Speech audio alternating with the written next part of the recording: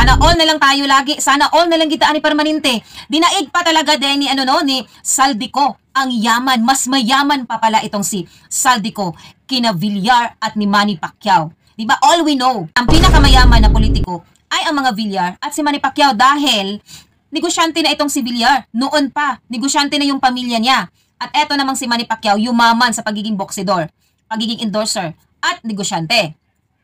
Pero, etong si Saldico, 4.1 billion tumataginting na asset niya na 4.1 billion in 2019. Ang tanong dito, 6 years later, kasi 2025 na ngayon, imposibleng hindi lalago yung kayamanan niya. Diba? Siyempre, contractor siya. May ghost projects. Diba? May negosyo. At kung ano-ano pa. Illegal. Anyways, panoorin natin to. How much did the assets did Mr. Cod declare the first time he was a lawmaker? Oh, I can answer that. 4.1 billion in 2019. Let me point out, ito na naman yung skewed narrative. I did some research, and who's the richest senator you know?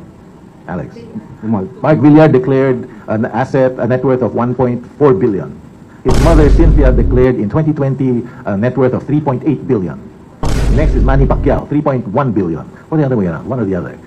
So, in 2020, when Representative Ko joined Congress in 2019, 1 year earlier, he was already richer than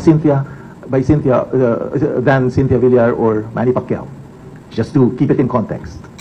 Tapos, yung kayamanan o yaman ng mga Villar paiimbestigahan ngayon ng ombudsman.